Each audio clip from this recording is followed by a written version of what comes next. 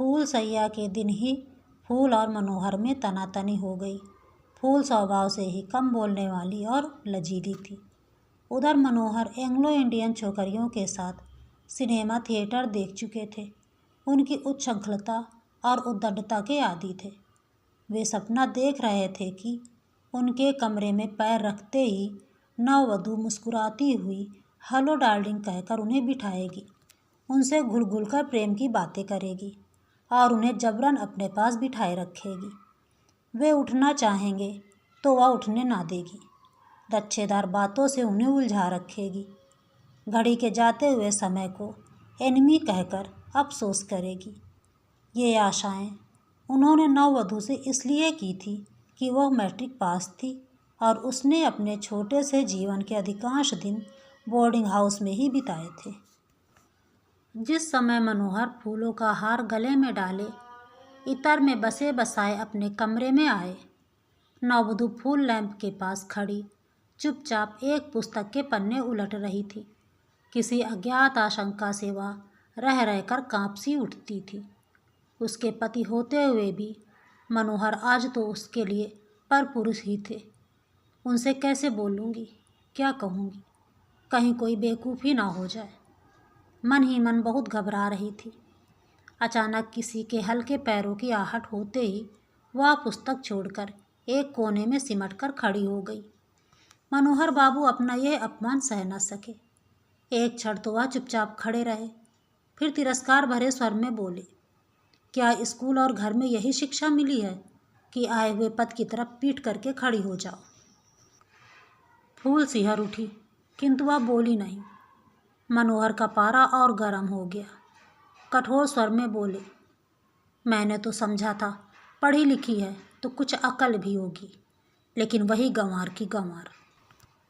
इस पर भी जब वह कुछ न बोली तो वह झल्लाए हुए उठे और फूल का घूंघट जोर से पीछे से खींच लिया। रेशमी साड़ी थी, मुंह के साथ उसका सिर भी खुल गया, पल्ला पीठ पर आ रहा।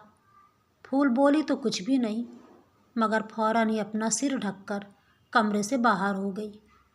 मनोहर गुस्से से, शक्ल चुड़ैलों की, नखरे परियों की, कहते कहते सीढ़ियों से नीचे उतर आए। फूल चुपचाप आंसू बहाती खड़ी रही। अचानक मनोहर को बाहर जाते देख उनकी बहन यशोदा ने आकर पूछा, क्या हुआ भौजी, भैया क्यों चला गया? फूल ने कोई उत्तर ना दिया। वह अपनी ननंद से, जो उसकी सास की जगह पर थी, कुछ सहानुभूति की आशा रखती थी, मगर यहाँ उल्टा ही हुआ।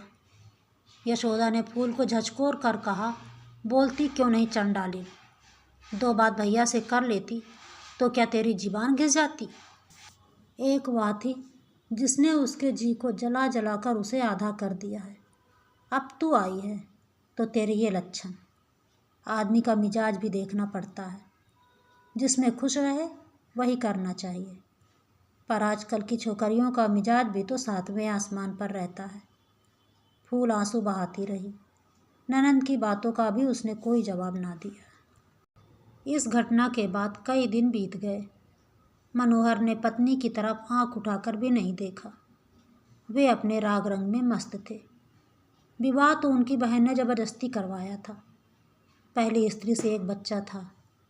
बच्चा जब तक जीता रहा तब तक तो विवाह की ज़रूरत जानना पड़ी, लेकिन एक दिन जब वह बच्चा भी माँ का अनुगामी हुआ तो इतनी बड़ी जायदाद का कोई वारिस तो होना चाहिए।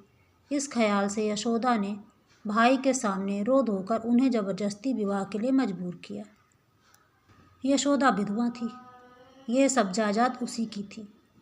मनोहर को 6 महीने की उम्र से पाला था। मनोहर ही उसका पुत्र या भाई सब कुछ था, किंतु दोनों भाई बहन एक से रूखे स्वभाव के, तुनुक मिजाज, बाहर अच्छे और भीतर खट्टे थे। मनोहर की पहली स्त्री कुमुद ने भी जिस दिन से इस देहली के भीतर पैर रखा था, एक दिन भी बिना रोए रोटी ना खाई थी। इसी प्रकार 6 महीने के बच्चे को छोड़कर एक दिन वह जहर खाकर अपनी जीवन लीला समाप्त करके चली गई। बड़े घर की बात बाहर कहाँ जाती है। हार्ट फेल हो जाने से मृत्यु हो गई कहकर मामला रफा दफा कर दिया गया। फूल ने भी ये सब बातें सुन ली। मगर अब क्या हो सकता था।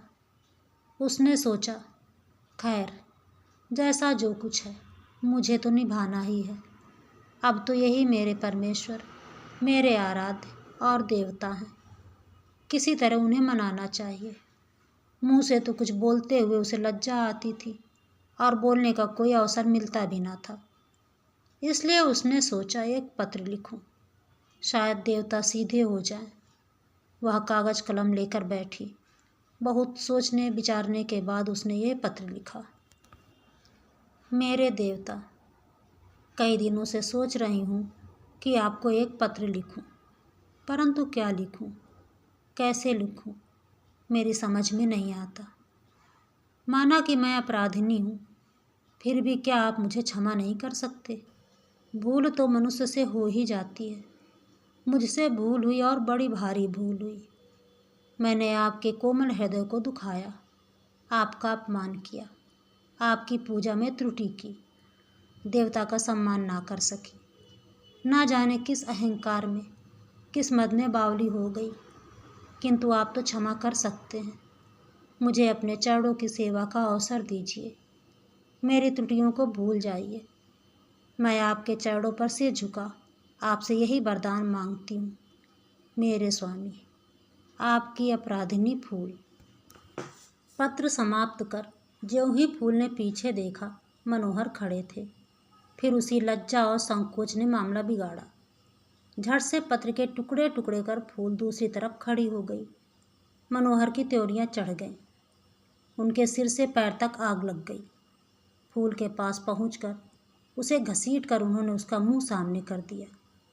बोले, किसे पत्र लिख रही थी, सच कहो। फूल का सारा शरीर कांप रहा था। वह कुछ भी ना बोल सकी।